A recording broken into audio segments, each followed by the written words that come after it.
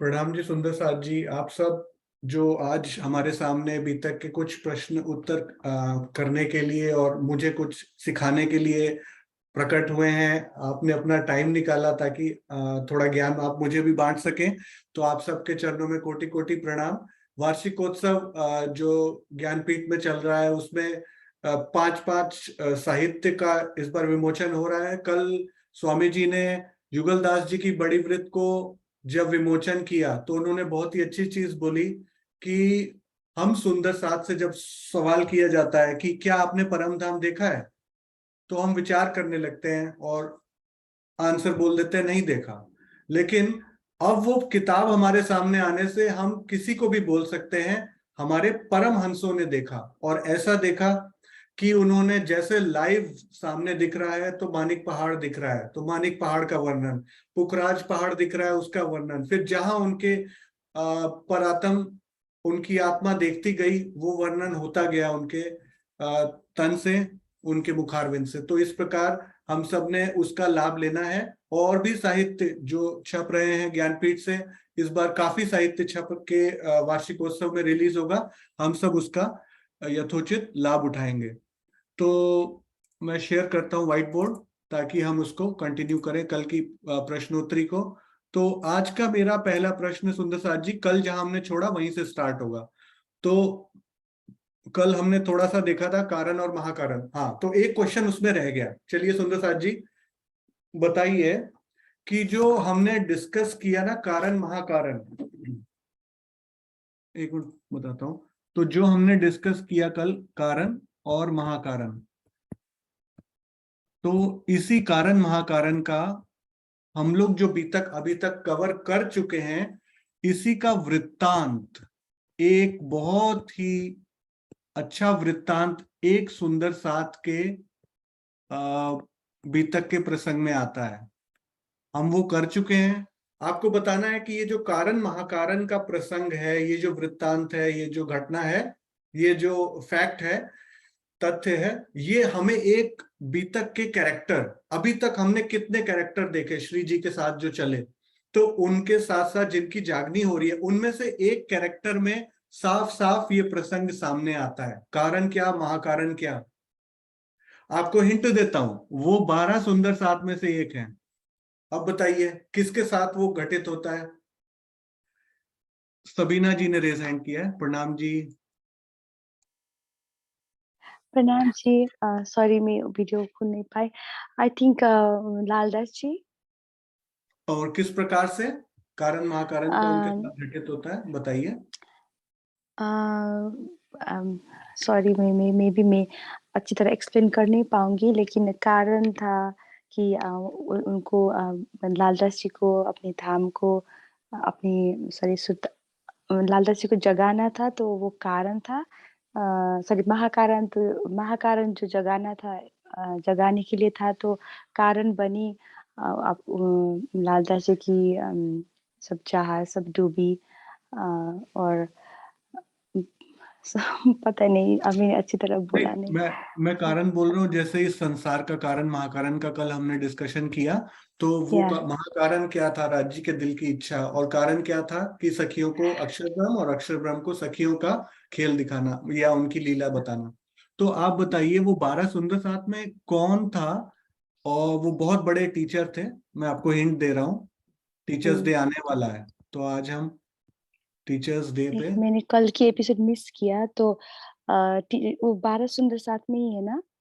हाँ वो एक टीचर है, बहुत बड़े टीचर है वो, तो उनके साथ वो प्रसंग आता है और कारण महाकारण की बात उसमें प्रकट हो जाती है। श्री जी ओके, मैं एक और हिंट देता हूँ। प्रहलाद जी। वो वो जो है ना, वो किसी पंथ को मानने वाले थे, उनके साथ वो घटित होती है चीज। कबीर कबीर पंथ, चिंतामणि जी, हाँ। वेरी गुड चिंतामणि जी। तो बताइए कैसे उन्होंने, कहाँ पे उन्होंने बोला कारण महाकारण की बात, और वो क्या बोली, किस तरीके से उन्होंने वो गा के सुनाई या बोल के सुनाई, कैसे थी वो। उम, मुझे याद आ रही है कि वो एक एक लाइन था, लेकिन पता नहीं, मुझे नहीं आता बिल्कुल है। सही, आपने सही या, पकड़ा। चलिए हम ज्योति हुँ, सिंह जी से पूछते हैं, प्रणाम जी। प्रणाम जी। प्रणाम जी। प्रणाम जी। प्रणाम जी। मैं समझी नहीं, एक बार थोड़ा सा क्वेश्चन को रिपीट कर दीजिए। हाँ देखिए, जो जो हमारे चिंतामणि जी है ना, वो अच्छा। चिंतामणि जी ने भी कारण महाकारण से रिलेटेड कोई प्रसंग उनकी बीतक में आता है। जैसे कि वो राज्य के दिल की इच्छा उत्पन्न होना, हुक्म हाँ जी, एक एक पलक से गंग जो निकली हो गई 14 पानी। एक हाँ हाँ जी, सत असत को वो पूरा नहीं याद है। हो गई 14 पानी। एक मक्खा पर्वत पर बैठी, बिन मक्खा गर्भानी। जी, हाँ इतने थोड़ा। ही याद आया। हाँ जी, तो वही सत असत को जो सत असत मतलब एक तो सत अक्षर ब्रह्म है, और हमारे राजी है उनको, मतलब दोनों को पूर्ण ब्रह्म परमात्मा और जो सत अंग है उनको भी ये माया ने ढक लिया। तो हमारा यहाँ ये हालत हो गई। इच्छा रूपी जो इच्छा रूपी वो गंगा निकली, वो दोनों को ढक दिया। हाँ हाँ जी। बिल्कुल। चित स्वरूप राज्य के दिल से जो इच्छा निकली, उसने सत और अ, आनंद, दो पर्वतों को ढक दिया। हाँ राइट। जी। तो हाँ उनके जी। दिल में भी वही बात चलने लग गई जो मूल स्वरूप के दिल में थी। हाँ, तो दोनों के मन में, सखियों के मन में माया देखने का और अक्षर ब्रह्म के मन में वहां का आनंद का लीला देखने का, तो दोनों का बिल्कुल। एक वो ढक गया। तो वही हम्म। इच्छा हो गई। और बिन बिल्कुल। मक्खा गर्भानी, तो वो बिना, जो प्रकृति पुरुष और दोनों मिलते हैं तो वो बोलते हैं ना कि बिन क्या उनका मतलब दोनों का मिलन हुआ, तो ये आदि नारायण, जब आदि नारायण एक थे तो उनसे तो हुआ कि हम एकम बहुत श्याम, तो उनसे बहुत सारे बने। तो फिर उनसे विष्णु ने सोचा कि दोनों का जब मिलन हुआ, तो उनसे ब्रह्मा विष्णु महेश उत्पन्न हुए, और तीनों ये सृष्टि का तांग बोलते हैं ना, राज, तमोगुण रजोगुण और ये सतोगुण, तो उनसे ये संसार का ये त्रिगुणात्मक उत्पन्न हुआ। हाँ, प्रकृति। मूल तत्व से में सब कुछ उत्पन्न हुआ। तो ये, और बता दीजिए आप विस्तार से, और सुंदर साथ को एक प्रणाम जी। इतना ही प्रणाम जी। याद आ रहा है। कुसुम अग्रवाल जी ने रेज हैंड किया। हाँ जी, प्रणाम जी। प्रणाम जी। हाँ जी। हाँ, यही यही चौपाई के लिए कहा था। कबीरदास जी के जो शिष्य चिंतामणि थे, हम्म। कि जो इस चौपाई के भेद को, दोहे को खोलेगा, इस साखी के भेद को जो खोलेगा वही हम्म। परिब्रह्म होगा। तो वो चौपाई ओके। थी, एक पलक ते गंगी जो निकसी, 14 हो गई पानी, वही हम्म। पानी दो पर्वत ढापे, दरिया लहर समानी। बिल्कुल। तो यही ये था। यही प्रसंग था कारण महाकारण का। बिल्कुल, आपने एग्जैक्ट वही हाँ। चीज बोल दी। प्रणाम हाँ, जी। प्रणाम जी, सबको प्रणाम जी। प्रणाम जी। प्रणाम जी। चलिए सुंदर साथ जी, तो ये थोड़ा सा मेरे दिमाग में आया था कि ऐसा है, जितनी मेरी नॉलेज थी तो मुझे लगा कि ये भी मैचिंग चीज है, पूछ लेनी चाहिए। तो इस प्रकार मैंने सोचा कि अभी वो चीज तो आई नहीं, लेकिन वो प्रसंग हम कर चुके थे। तो अब मेरा नेक्स्ट प्रश्न रहेगा सुंदर साथ जी की, जो हमने सबसे पहले ब्रिज की लीला की, तो ये बहुत फास्ट फास्ट है, quick answers to the point, 2 minute में फटाफट बताते जाएंगे ताकि हम इसको फटाफट कवर करें। तो सबसे पहले हमारी ब्रिज की लीला हुई, ठीक है ना।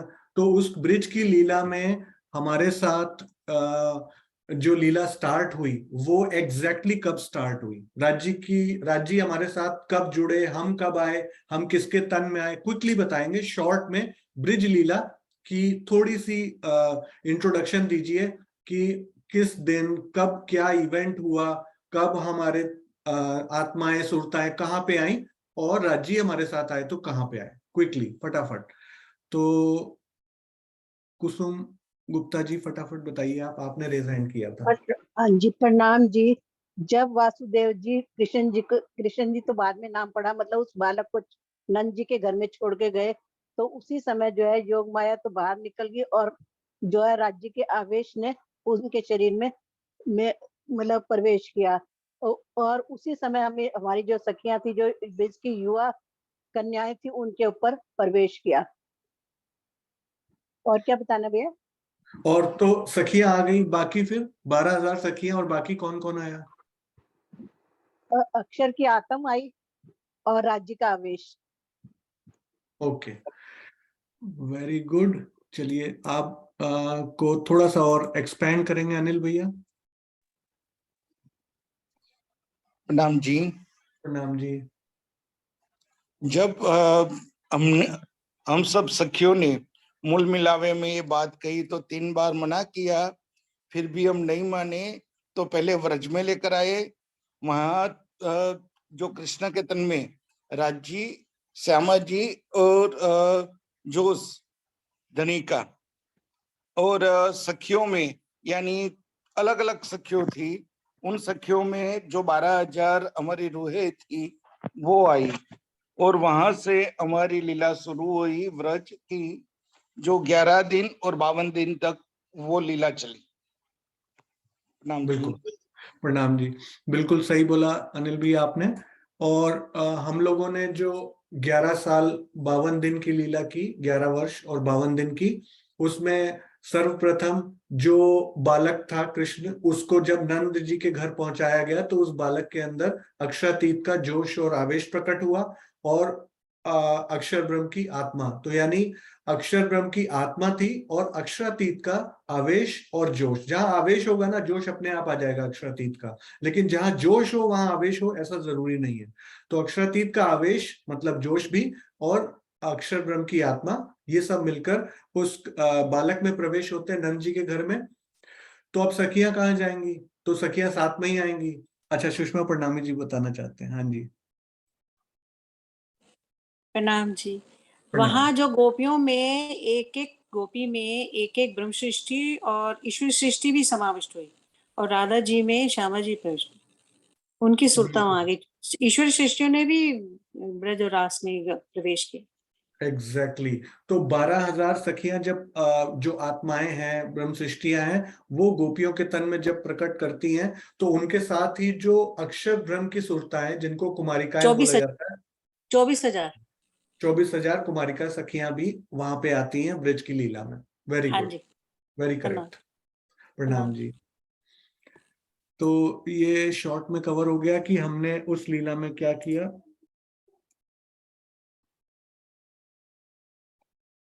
फिर उसके बाद हमारा जो ब्रिज का मंडल है उसका प्रलय हो जाता है।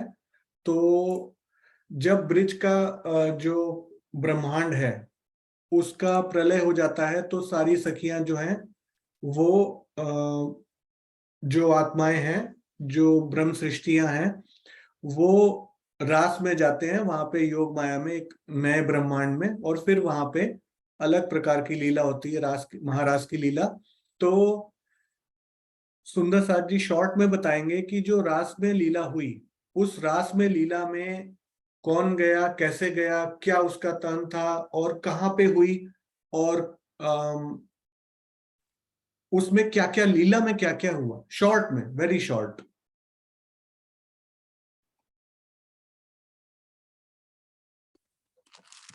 प्रणाम जी सुंदर साथ जी।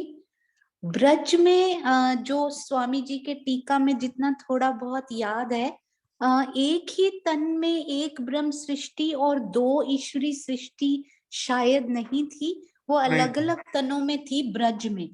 बिल्कुल। और फिर ब्रज जो है वो अखंड हुए केवल ब्रह्म में, है ना?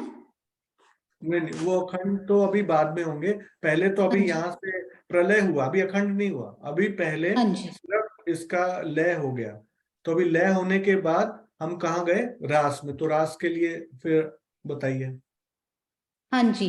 रास में फिर एक एक तन में नूरी तन वहां पर लिए और फिर एक एक तन में एक एक ब्रह्म सृष्टि और फिर 2 ईश्वरी सृष्टि उसमें आई और फिर वहां पर रास खेली गई।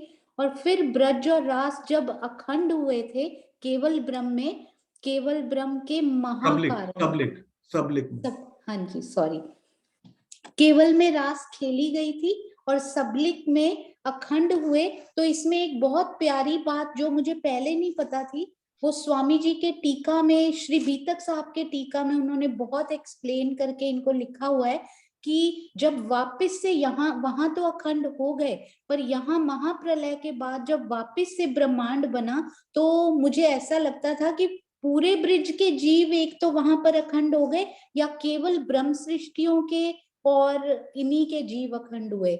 ब्रह्म सृष्टियों के और कृष्ण जी और जिन जिन ने भी वहां पर तन लिया था, तो वहां पर पूरी ब्रिज अखंड हो गई है। क्योंकि ये इससे क्लैरिटी हुई कि जब देवचंद्र जी को दर्शन भी होते हैं ना, तो उनको ब्रिज के ग्वाल बालों के भी दर्शन होते हैं। उनको अखंड ब्रिज के ही वहां अपने ध्यान में दर्शन हुए थे, और वहां ग्वाल बाले भी थे, सब थे। इसका मतलब फुल ब्रिज और रास अखंड हो गई। जितने भी पूरे ब्रिज में वासी होते थे सारे अखंड हो गए। कितने भाग्यशाली वो रहे। और उसके बाद जब यहाँ पर अखंड दोबारा ब्रह्मांड बना ब्रिज का, ये आशीष जी आप क्लियर कीजिएगा, मुझे इतना अच्छे से नहीं आता है ये। तो जब दोबारा यहाँ पे ब्रह्मांड बना, तो ब्रह्म सृष्टियां तो वापस आई नहीं। तो वो जो 36,000 जो जीव थे, उनमें से 12,000 की तो कमी रह गई। ईश्वरी सृष्टि ने वापस तन ले लिया ब्रज में आकर, पर ब्रह्म सृष्टियों के जो 12,000 थे वो तो वापस नहीं आई ब्रिज में महाप्रलय के बाद। तो फिर उन 12,000 की पूर्ति किसने की? तो ये बहुत सुंदर स्वामी जी ने इनका वर्णन करके दिखाया हुआ है कि जो इस रास का, जो अखंड रास का प्रतिबिंब पड़ रहा था ना, वेद ऋचा सखियों ने, मतलब सबलिक से नीचे जो होते हैं ना, कौन सा होता है आशीष जी? अव्याकृत। हाँ जी, अव्याकृत ब्रह्म में जो उनका प्रतिबिंब पड़ रहा था उस लीला का, उनको इतना आनंद आया वेद ऋचा सखियों को कि उनके मन में भी इच्छा उत्पन्न हो गई उस प्रतिबिंब को देख के कि हमें भी इस लीला को अब देखना है। तो वो 12,000 वेद ऋचाओं ने 12,000 सखियों को सब्स्टिट्यूट किया। मतलब सखियों की बजाय वो वेद ऋचाओं ने आकर 12,000 ने तन लिए, तब वो 36,000 फिर से पूरे हुए। और महाप्रलय के बाद, महाप्रलय नहीं, ब्रिज के ब्रह्मांड के प्रलय के बाद फिर से 36,000 जीव वहां पर खेलने लग गए आके। तो ये मुझे बहुत प्यारा लगा कि वो 36 में से जो 12,000 सखियां नहीं आई वापस, उन 12,000 की पूर्ति किन्होंने की? वेद ऋचाओं ने, जिनको की आनंद आ गया था उस लीला को देखकर, वो भी इनमें रमना चाहते थे। प्रणाम जी। आई होप और सुंदर साथ जी और क्लियर करके बता पाएंगे। प्रणाम जी। हाँ जी, प्रणाम जी। आपने मेरे सारे क्वेश्चन ले लिए, कोई बात नहीं। हाँ जी, तो अब बताएंगे सुंदर साथ जी। चांद कमल आंटी आप बताइए।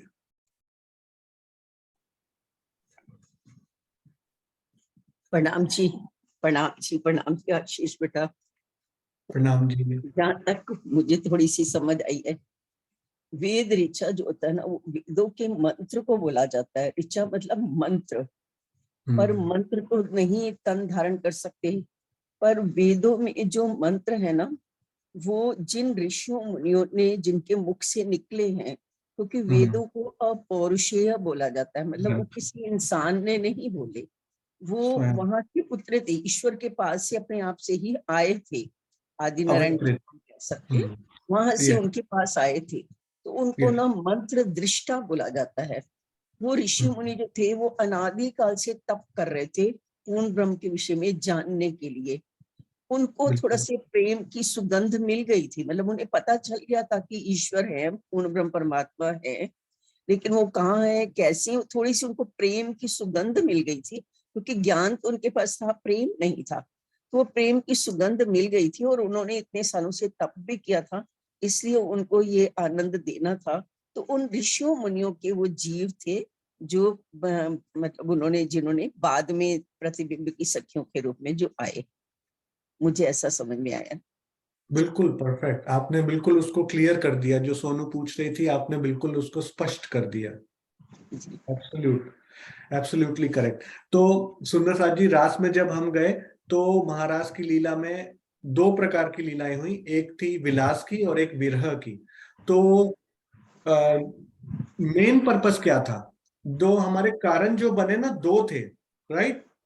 तो 2 कारण जो बने, आप बताइए सुंदर साथ जी की महाराज की लीला में कौन सा कारण फुलफिल हुआ? क्या पर्पस था वो महाराज की लीला का, और कोई कारण उसमें से फुलफिल हुआ?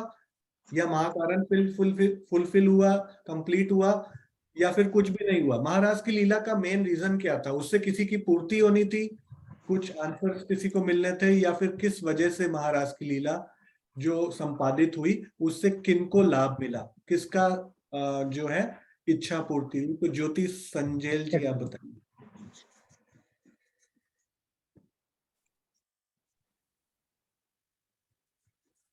प्रणाम जी हेलो। सुंदर साथ जी।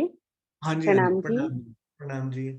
अम, जब केवल ब्रह्म के योग माया की स्वामिनी में महारास रचाया गया, तो वहां पर अक्षर के जो अक्षरातीत और सखियों के बीच में क्या प्रेम लीला होती है, ये देखने की जो उन्होंने इच्छा प्रकट की थी, ये इच्छा उनकी वहां पे पूरा हो गई महाराज में। उन्होंने देखा कि राज्य अक्षरातीत और सखियों के बीच कितना अगाध प्रेम है, ये उनको वहां दिखने को मिला। Perfect answer. तो अक्षर जो एक कारण था कि अक्षर ब्रह्म जो था वो परम धाम की लीला देखना चाहता था, अक्षरातीत की और आनंद स्वरूपा श्यामा जी और सखियों की, तो वो पूर्ति करने के लिए वो महाराज की लीला जो है उसका किया गया। तो अब उस लीला में जब अक्षर ब्रह्म और सखियां मग्न हो गए, तो फिर ऐसा क्या हुआ कि उनको रियलिटी पता लगे कि वो कहाँ पे थे, और उनको जो है कौन ये खिला रहा है, ये खेल कौन खेल रहा है? तो क्या हुआ ऐसा, आप बताइए अगर आपको पता है। मैं ही बताऊं भैया? हाँ, आप ही कंटिन्यू कर हाँ दीजिए, जी, ये सेम पार्ट ही है। हाँ जी। हाँ जी। मुझे जहां तक मालूम है, जब अक्षर और सखियों में इतने वो प्रेम में, क्योंकि अक्षर भी तो वहीं राज्य के वो अंदर ही बैठ के ये देख रहा था, तो राज्य को ऐसा लगा कि अक्षर और सखी तो इतने मग्न हो गए कि उनको अपनी असली जो स्वरूप है ना, अक्षर को अपने असली स्वरूप और सखियों को अपनी वो उसी में डूब गए। उनको तो अपने असली स्वरूप में उनको याद नहीं हुआ, तो इसीलिए राज्य ने अक्षर के वो जब जोश से लियो खींच कर तब चित्त चौक होया अक्षर, वो प्रकट वाणी में भी जो है, तो आत्म। जब उन्होंने अक्षर के वो जोश, हाँ जी, वो खींच लिए, तो उनके आत्म खींच लिए, तो अक्षर वो अपने धाम में इसमें ये मुझे थोड़ा वो, मैं अभी वो स्टडी कर रही थी, मुझे इसमें इतना ज्यादा वो नॉलेज नहीं है, क्योंकि कहीं बोला जाता है कि अक्षर अपने धाम में, जो अपने वो धाम अक्षर धाम है, वहां पे वो जागृत हुए करके बोलते हैं कहीं पे, और कहीं पे वो वही जो रास महाराज जो हो रहा था ना, जो जो एरिया में महाराज केवल ब्रह्म के स्वामी में जहाँ महाराज हो रहा था, वहीं पे अक्षर चौक के उनकी वो आत्म जाग गई करके बोता है। इसमें अभी मुझे इतना वो अच्छा नॉलेज नहीं है, तो उनको अपनी असली असली जो अक्षर और संयन को तुमने जो मांगा था, राजी ने ऐसा उनके दिल में डालने के लिए उनको उनके उनको वो कर दिया कि तुमने जो इच्छा प्रकट की थी कि अक्षरातीत और सखियों के बीच में प्रेम की लीला कैसी होती है करके तुमने ही मांगा था, ऐसे करके अक्षर को रियलाइज कराने के लिए उन्होंने उनको वो किया था। तो तभी सखियों को लगा कि राज्य अंतर्ध्यान हो गए, शायद ऐसा ही कुछ प्रसंग आता है अब इसके बाद। बिल्कुल। यही तो नहीं भैया, सॉरी, मुझे इतना वो नहीं। नहीं, आपने सही बोला। मूल स्वरूप ने देखा कि दोनों अक्षर ब्रह्म और सखियां जो हैं, ये प्रकाश हिंदुस्तानी का मैं पढ़ रहा हूँ, तो प्रकाश हिंदुस्तानी में एक चौपाई आती है कि फेर मूल स्वरूपे देखा तित ए दो मगन हुए खेलत, जब जोश लियो खींच कर तब चित्त चौंक भई अक्षर। तो यही आधी चौपाई आपने बताई थी, सेकंड पार्ट इसका। तो मूल स्वरूप ने जब ये देखा कि अक्षर ब्रह्म सखियां तो रासलीला में मग्न हो गए हैं, तो उन्होंने जो कृष्ण जी का जो तन था, जो नवीन तन वहां धारण किए गए सबके द्वारा, एक एक के अंदर एक ब्रह्म सृष्टि और दो ईश्वरी सृष्टि यानी अक्षर ब्रह्म की जो सुरताएं बैठी, तो उनके द्वारा जो लीला हो रही थी उसमें से जब जोश श्री कृष्ण जी से खींचा, तो जोश खींचने के बाद सखियों को वो दिखने बंद हो गए, उनके लिए भी विरह हो गया, और उधर अक्षर ब्रह्म की आत्मा चौंक पड़ी कि ये मैं कहाँ पे था और मैं क्या देख रहा था। तो इसके बाद जो आपने क्वेश्चन किया उसका उत्तर भी वहीं पर ही है, उसी प्रकाश हिंदुस्तानी के प्रकरण में, कि अक्षरातीत जो अक्षर ब्रह्म है, तो वो कहाँ गया? अब आप नींद में स्वप्न देख रहे हैं, अचानक से आपको झटका लगता है, तो आप कहाँ जागते हो? अपने मूल तन में। अपने बिस्तर पे जहाँ पे मैं, हाँ जी, मूल तन में जहाँ एग्जैक्टली पे तो सोई। आप अपने मूल हाँ तन में जी। जागते हैं। तो इसी प्रकार अक्षर ब्रह्म जो है उसकी आत्मा अपने मूल तन में जागृत हो गई, अच्छा, मूल तन में जागृत। ये प्रकाश हिंदुस्तानी का ही चौपाई है। तो मूल तन में जागृत हो गई। अब ये जो पूरी रास की लीला हो रही थी ना, जिसका उसे इतना विलास अनुभव हुआ, वो उसकी जागृत बुद्धि में सबलिक के महाकारण में अखंड हो गई। तो पहले नहीं हाँ जी। अखंड हुआ, पहले नहीं अखंड हुआ, पहले उसको जागृति हुई कि ये लीला हो रही थी और मैं इसको देख रहा था एज अ दृष्टा। मतलब भाव करने का था, लेकिन वो एज अ दृष्टा, तो आत्मा तो दृष्टा होकर देख रही थी। तो उनको ये समझ आई कि मैं ये खेल में इतना खो गई कि मैं अपने मूल स्वरूप को भूल गई और भूल गया या भूल गई। और उस प्रकार उनकी आत्मा को जब जागृति प्राप्त हुई तो उनको वो लीला जो थी पूरी की पूरी रास लीला उनकी बुद्धि में अखंड हो गई। बुद्धि में तो खेली गई केवल ब्रह्म में, और उनके चित्त स्वरूप सबलिक में उसके महाकारण में जाकर अखंड हो गई। तो अब इसमें क्या होता है, सुंदर साथ की और भी विचारधाराएं जो स्वामी जी ने टीका में क्लियर की हैं कि राजी ने जो अपना आवेश है ना, वो टेम्पररी श्यामा जी के अंदर उसको लोकेशन शिफ्ट कर दी। तो उससे क्या हुआ, था तो वही आवेश उनके अंदर ही, मतलब 12,000 के अंदर ही, लेकिन उनको दिखना बंद हो गया। तो उनके लिए ओझल हो गए, उनके लिए जो है, क्योंकि सखियों के साथ, ये भी उसमें ही लिखा होगा टीके में, हमने पढ़ा था पहले भी, आवेश स्वरूप ही लीला करेगा और कोई लीला नहीं कर पाएगा। ब्रह्मशिष्टियों के साथ जो लीला होगी ना, वो आवेश स्वरूप राज्य ही करेंगे और कोई नहीं करेगा। तो जैसे ही वो विलुप्त हुआ तो उनको वो दिखना बंद हो गया। तो एक तरीके से उनके लिए वो विरह की घड़ियां आ गई। उनको भी ऐसे लगा कि ये हम क्या कर रहे थे, हमारे साथ कौन था और राज्य कहाँ चले गए। तो इसके आवेश के संदर्भ में ही आगे भी लिखा है कि योग माया जो है कि उसमें पूर्ण जागृति नहीं है, मतलब वहां पे आपको पूरी नॉलेज नहीं मिल सकती। तो वहां पे अक्षर ब्रह्म को पूरी जागृति नहीं प्राप्त हो सकती। काल माया में तो तारतम वाणी के आने के बाद सब कुछ पॉसिबल है, लेकिन योग माया में अगर आपको पूरी जागृति करनी है तो वो पॉसिबल नहीं है। तो अक्षर ब्रह्म को वहां पे ये बताना कि तुम ये खेल देख रहे हो जिसमें कि मेरे आवेश से तुमने ये लीला देखी, तो वो पॉसिबल नहीं था। तो इसीलिए उसको परम धाम में मूल तन में जागृत करना नेसेसरी था। तो ये इसका रीजन बनता है। और उसको जब रासलीला का पूर्ण ज्ञान हो गया कि जो मेरी इच्छा थी उसकी पूर्ति हुई है, अब उसके चित्त के जो स्वरूप है सबलिक ब्रह्म, उसके महाकारण में वो रास अखंड कर दी जाएगी। तो इस प्रकार की ये रासलीला होती है। और अब ये कहना कि अक्षर ब्रह्म तो जागृत हो गए, सखियां अभी भी नींद में है, तो ये कैसे पॉसिबल है ना। पौड़े भेले जागसी भेले, ये भी एक प्रसंग आता है। तो ये भी टीके में बहुत क्लियर बताया कि सत अंग की वाहिदत अलग है, क्योंकि वो सत अंग है, सत्ता का स्वरूप है। और आनंद अंग की वाहिदत जो है, एकत्व जो है, एक दिली, वो अलग है। तो सखियां आनंद अंग की वाहिदत में वो इकट्ठे ही जगेंगी, लेकिन जो सत अंग की वाहिदत है वो सत्ता स्वरूप है, सत अंग है, उसका अलग से जागृति का प्रसंग इसलिए सही माना जा सकता है। और उसके बाद जो है मूल तन में जागृत हो गई अक्षर की आत्मा, और उसके बाद फिर वो अखंड हो गई जो रास की लीला थी। चलिए अब नेक्स्ट क्वेश्चन की तरफ बढ़ते हैं। श्रीनिवास जी, आपको इसमें कुछ ऐड ऑन करना है? मेरे से गलती हुई है तो आप बताइए, इसको करेक्ट करिए, कुछ मेरे से हुआ तो। प्रणाम जी, प्रणाम। बहुत अच्छा आपने समझाया। वास्तव में ना ये लीला जो है ब्रज की और रास की, ये थोड़ा सा गूढ़ है। तो आवाज आ रही है मेरी? हाँ जी, हाँ जी, बिल्कुल। हाँ, मैं तो थोड़ा सा सिर्फ इतना ही बताना था। वो जो ना अभी सोनिया जी ने बोला था कि वहां पर जब रास हो रही थी तो एक एक ब्रह्मात्मा और दो दो जो है ईश्वर आत्माएं थी, लेकिन उनमें जीव जो थे वो ब्रह्म आत्माओं के थे वहां पर, उनका नाम। ऐसा कुछ हमारा मतलब हमने जाना है कि वहां पर जो है जो ब्रह्म आत्माएं थी उनके जीव वहां पर थे उस लीला के अंदर, रास की लीला के अंदर। अच्छा, आज भी वो वहां जो जीव थे वहां पर जो पहले वाले ब्रह्मांड के हैं वो वहीं पर ही अखंड है, उसी के अंदर ही। अब वहां से आत्माएं दोनों चली गई, ईश्वरात्माएं भी और ब्रह्मात्माएं भी।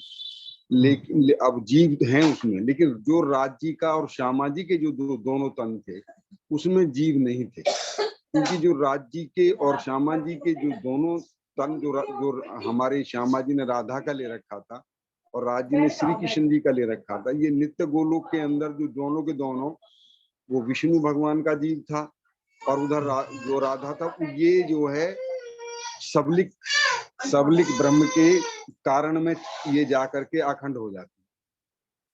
तो वहां पर ये राधा कृष्ण से आज जो हम बोलते हैं ना नित्य गोलोक में राधा कृष्ण, तो ये वही दोनों जीव हैं। राधा का जीव जो है वो जो है वहाँ श्यामाजी का जो जीव है राधा रूप से है वो, और जो श्री कृष्ण है वो राज्य का जो जीव है वो श्री कृष्ण रूप से है, वो दोनों के दोनों। लेकिन आज भी अखंड रास के अंदर जो राज्य का और श्यामाजी का स्वरूप है उसमें कोई जीव नहीं। बाकी से समस्त 12,000 ब्रह्मात्माओं में जो जीव हैं वो ब्रह्मात्माओं के वहां पर अखंड हैं। आज जब यहाँ पर रास होती है जो 6 महीने की, जिसमें तेली की सरसों पिल गई 6 महीने की, वो एक रात के अंदर, तो बिल्कुल रास के अंदर जब ये आगमन होता है, अब किसने आना है, तो अभी आपने बड़ा अच्छा बना, बहुत अच्छा लगा कि उसमें जो है ना एक तो 12,000 वेद रुचाएं, क्योंकि जो ये पहले तो ये एक मतलब बोलती थी रुचाएं, तो इनकी इच्छा थी कि हम उस परब्रह्म परमात्मा के बारे में, क्योंकि वेद जो अपोषे हैं ईश्वरीय कहलाते हैं, तो इनकी जो रुचाएं थी, इनको इतना तो जानकारी थी कि उस परब्रह्म के बारे में, जैसा भी बताया प्रेम की खुशबू इनको आ गई थी, तो उन्होंने भी मांग की कि हमारे साथ भी ये लीला होनी चाहिए। तो एक तो वो 12,000 जो रुचाएं थी वो इस प्रतिबिंब की लीला कहलाई है, जो अब यहाँ पर हुई है हमारे इस जो है गोकुल के यहाँ पर, जो पृथ्वी पर जो लीला हुई, जो इस ब्रह्मांड में जिसमें हम बैठे हुए, तो ये उस लीला में, इसमें ये प्रतिबिंब की लीला कहलाई। क्योंकि इसका मूलतः कारण क्या था कि वो जो तन थे ना वहां पर जो यहाँ से गए थे ईश्वर आत्माओं के, वो नित्य गोलोक में राधा कृष्ण वाले ब्रह्मांड में अखंड हुए, और वो वहीं से उतरे, ना कि रात से आए। यहाँ पर वो आए भी वहीं। इन दोनों का जो अखंड में रास है और अखंड में जो हमारी कारण और महाकारण के अंदर ब्रज की लीला, वो दोनों है ना, तो इनका प्रतिबिंब जो है व्याकृत में पड़ा हुआ है महाकारण के अंदर। तो महाकारण के अंदर से जो ब्रज की लीला है और रास के, तो वहां से जो 5वीं भविष्य में है सबलिक ब्रह्म के अंदर, वहां से उतरी हैं वो ईश्वर आत्माएं, तो इस तन यहाँ पर, और यहाँ से आकर के जब ये तो वो उन्हें वापिस जहाँ आई हैं वहीं जाएंगे, लेकिन ये जो अखंड करना था, तो फिर ये जो है ये इसमें जाकर के प्रतिबिंब के स्वरूप में गई हैं। 12,000 वेद रुचाएं भी, ये भी अखंड हो गए हैं, और 24,000 जो ईश्वर आत्माएं थी वो आई तो 5वीं भविष्य से थी सबलिक ब्रह्म से, वो तो वहीं चली गई, लेकिन जो जीव थे उनको अखंड कर दिया, वो प्रतिबिंब की लीला में जाकर के अखंड हुआ है, जो महारास कहलाती है प्रतिबिंब के अंदर में। ये थोड़ा सा है तो डिफिकल्ट सही, कभी कभी हमारे भी उससे ना हम भी बहुत कोशिश करते रहते हैं, तो स्वामी जी ने पर इसको बड़े अच्छे ढंग से जो है एक्सप्लेन किया है। कुछ जाकर के थोड़ा सा संशय रहित होते हैं, तो नहीं तो इसमें संशय ही बना रह जाता है, पर स्वामी जी ने जिस तरीके से इसका खुलासा किया है वो बहुत सुंदर है। प्रणाम। प्रणाम अंकल जी, प्रणाम जी। तो किस प्रकार हमने देखा कि जब अक्षर ब्रह्म की आत्मा जागृत होती है तो रास की लीला उसकी अखंड हो जाती है, और उसके बाद फिर ब्रिज की भी लीला अखंड हो जाती है। तो ब्रिज की लीला कहाँ अखंड होती है? ब्रिज की लीला अखंड होती है चित्त में, सबलिक में। ये दोनों चित्त, अक्षर ब्रह्म का जो चित्त स्वरूप है ना, जैसे मन चित्त बुद्धि अहंकार होता है, तो उसी प्रकार सबलिक ब्रह्म को कहते हैं। तो सबलिक ब्रह्म का जो महाकारण है उसमें रास अखंड हो जाती है, और सबलिक ब्रह्म का जो कारण है ना, उस कारण में ब्रिज की लीला अखंड हो जाती है। अब सबलिक ब्रह्म का जो महाकारण है, जैसा कि सारे सुंदर साहब पहले ही बता चुके हैं, तो फिर भी मैं एक बार उसको क्लियर कर देता हूं। तो सबलिक ब्रह्म का जो महाकारण है सबलिक ब्रह्म का महाकारण अव्याकृत का स्थूल है। तो इस रास लीला की जो प्रतिबिंब जो उस अव्याकृत के महाकारण में पड़ता है, तो उससे क्या होता है, मैं एक मैप में दिखाता हूं आपको, एक न्यू शेयर करना पड़ेगा।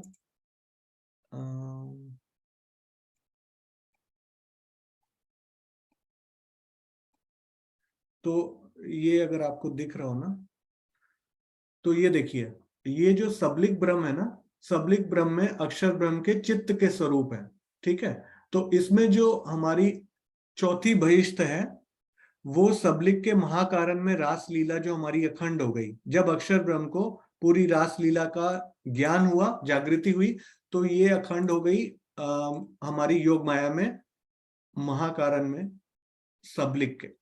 और उसके बाद फिर हमारी ये पांचवी बहिष्ठ बनी अखंड ब्रिज की, जो 11 साल 52 दिन की लीला है, वो भी अक्षर ब्रह्म के चित्त के स्वरूप जो हमारे सबलिक ब्रह्म है उसकी जो कारण में वो पांचवी बहिष्ठ ये अखंड हो गई।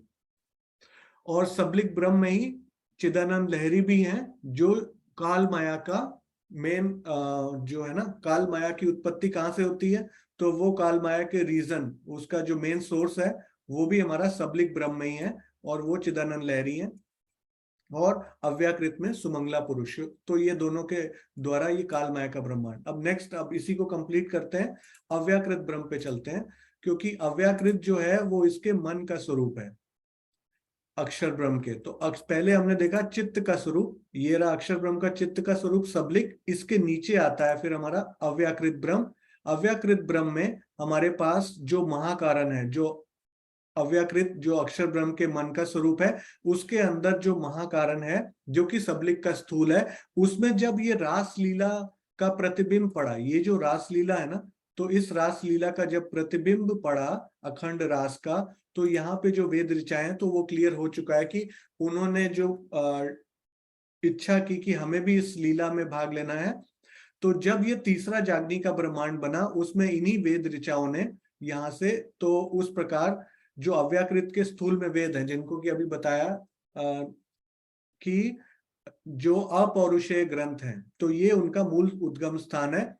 तो वेद ऋचाओं ने जो इस प्रकार प्रेम की लीला की इच्छा की, तो वो 12,000 तन धारण किए गए, और 24,000 जो हमारे अव्याकृत ब्रह्म सबलिक ब्रह्म की जो ब्रिज की 24,000 कुमारिकाएं सखियां थी, उनके नहीं सॉरी, ये कुछ यहाँ पे डिफरेंट था ना, एक मिनट। हाँ, बीतक में स्वामी जी ने क्लियर किया है कि जो 12,000 प्रतिबिंब की सखियां, एक तो वेद ऋचाएं हो गई, तो उनमें ब्रह्म सृष्टियों की जगह वो वेद ऋचाएं हो गई। और उसके बाद जो प्रतिबिंब की सखियां हैं, वो उनका स्थूल का, उनका जो मेन वो कहाँ पे है सोर्स। तो प्रतिबिंब की सखियां मेरे ख्याल से ईश्वरी सृष्टि के जो जीव थे ना ब्रिज लीला में, जो अखंड हो गए थे, उनकी सुरता है। हाँ, तो मैं सही बता रहा था। तो ब्रिज की लीला जो अखंड हुई हमारी, उसमें जो ईश्वरी सृष्टि के जीव थे, वो फिर हमारे प्रतिबिंब की सखियों के रूप में आए। तो यहाँ पे जो हमने देखा था ना, ये अव्याकृत ब्रह्म, सॉरी सबलिक ब्रह्म, इसमें जो ब्रिज की लीला अखंड हुई है, इसकी 24,000 जो सखियां थी, कुमारिका सखियां, उनके जो जीव हैं, वो फिर प्रतिबिंब की सखियों के रूप में इस दोबारा काल माया के ब्रह्मांड में आते हैं, और वो प्रतिबिंब की रासलीला होती है, फिर वो यहाँ पे अखंड होती है। तो अव्याकृत ब्रह्म के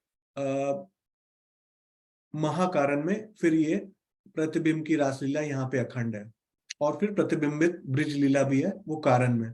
तो कारण महाकारण अव्याकृत का, और कारण महाकारण सबलिक का। इस प्रकार एक मूल लीला है, मेन लीला। यहाँ पे अक्षरातीत स्वयं आवेश स्वरूप से लीला करके गए हैं। ये केवल ब्रह्म की लीला हुई है, आज आवेश नहीं लीला कर रहा है, आज वहां पे कोई आवेश नहीं है, लेकिन अक्षरातीत की जो लीला हो चुकी है वो वहां अखंड रूप से चल रही है, आज भी है। केवल ब्रह्म में ये लीला संपूर्ण हुई थी, योग माया के ब्रह्मांड में केवल ब्रह्म बुद्धि स्वरूप है, वहां पे संपादित हुई, अखंड उसको अक्षर ब्रह्म की आत्मा जागृत होने के बाद किया गया। और अव्याकृत में भी कारण और महाकारण में वो प्रतिबिंब की लीलाएं अखंड है, और उनको फिर से यहाँ पे इस जगत में भी उसका प्रतिबिंब पड़ा, तो प्रतिबिंब की रासलीला हुई, प्रतिबिंब की सखियां आई, और 12,000 और 24,000 पुनः वैसे ही 36,000 का हमारा फिगर जो है वापस कंप्लीट फिर से फुलफिल हो गया। तो चलिए नेक्स्ट क्वेश्चन की तरफ चलते हैं सुंदर साथ जी। नेक्स्ट क्वेश्चन रहेगा कि जो हमारा नया ब्रह्मांड उत्पन्न हुआ, सबसे पहले ये बताइए कि रास लीला में तो हमने क्लियर कर लिया कि उसमें जो तन था उसमें कृष्ण जी के तन में अक्षरातीत का आवेश था, और आवेश रहेगा तो जोश भी, और अक्षर ब्रह्म की आत्मा रहेगी। तो अब जो नया ब्रह्मांड काल माया का बना, जो प्रतिबिंब की सखियों के द्वारा जो एक रात जो 6 महीने की अभी बताया कि रात्रि की रास की लीला हुई, और 11 दिन की आगे लीला होगी गोकुल और मथुरा में 7 और 4 दिन की। तो उसमें जो हमारे पास स्वरूप है, जो उसमें जो शक्ति है, वो कौन सी शक्ति है? जो अभी हमने क्लियर कर लिया सखियों में कौन सी शक्ति आई है। तो एक आई है 12,000 वेद ऋचाएं, और एक आई है 24,000 कुमारिकाओं के जीव, वो इधर आए हैं प्रतिबिंब की सखियां बनकर। अब उसमें जो दोबारा कृष्ण बना नए ब्रह्मांड में इस काल माया में, उसमें किसकी शक्ति है?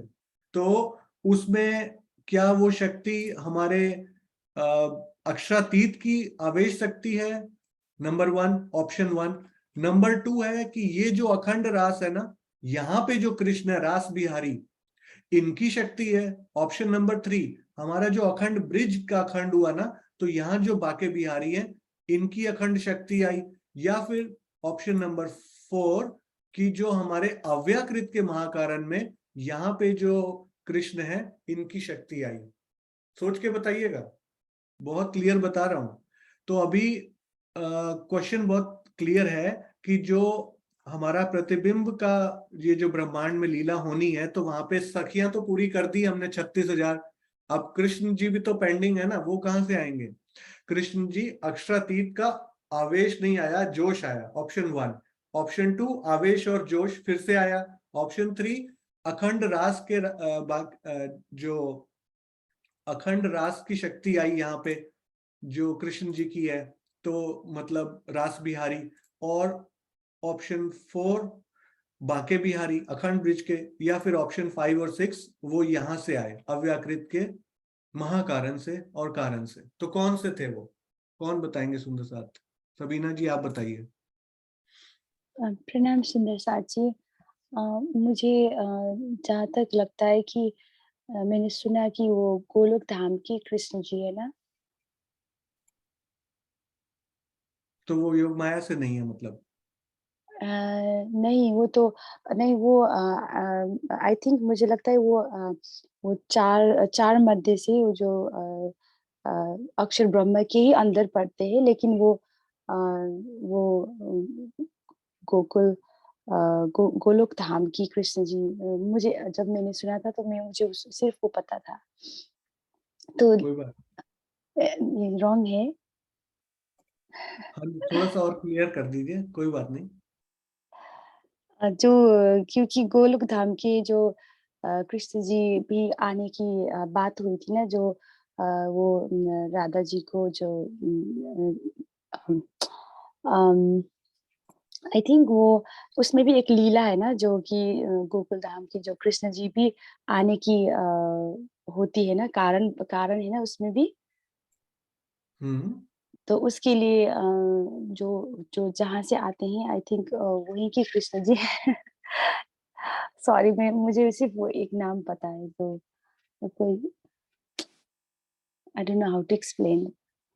हम्म मुझे सब इसके सब इतनी वृत्तांत में नहीं आती है, तो कोई बात नहीं, कोई बात नहीं, कोई या बात नहीं। आपने काफी सही बताया, ऑलमोस्ट सही बताया। तो एक और सुंदर साथ से पूछते हैं, जो रेस हैंड है वो वैसे सुंदर साथ ने आंसर भी लिख दिया। सुरक्षा आंटी आप बताइए। मैं ये सोच रही थी, राज्य का जोश इसमें और आवेश दोनों ही इस प्रतिबिंब की लीला में हमें बताया गया है। ऐसे ही मुझे तो थोड़ा सा ध्यान है कि ये जो प्रतिबिंब की लीला में हम देखते हैं तो वो उसमें ये लगता है राज्य का जोश और आवेश दोनों उसमें रास खेल रहे हैं। पूरा पता नहीं मुझे तो पूरा। कोई बात नहीं, आपने सही बताया, काल माया में भी अक्षरातीत का जोश आवेश आया, बिल्कुल सही बताया आपने। तो और कौन थोड़ा सा और क्लियर करेंगे? सुषमा प्रणामी जी ने रेज हैंड किया है। हाँ जी, प्रणाम जी। जहाँ तक मुझे समझ आ रही है, गोलोक की शक्ति है और विष्णु भगवान का तन है, मतलब उनकी आत्म है और गोलोकी कृष्ण की शक्ति है। तो गोलोकी मतलब, गोलोक मतलब यही का अक्षर ब्रह्म के जो ये मुझे सबलिंग। क्या है, जो विराट कहना मुझे पूरा अच्छी तरह एक्चुअली कभी समझ नहीं आता, भूल जाती हूँ मैं। हाँ गोलोकी जी, शक्ति का पड़ा था और विष्णु भगवान की आत्म है, वो उन्होंने करेक्ट। देखा लास्ट में, तो उन्होंने लिए। आंसर तो वैसे लिख दिया है, कुसुम आंटी एक बार बता दीजिए आप भी।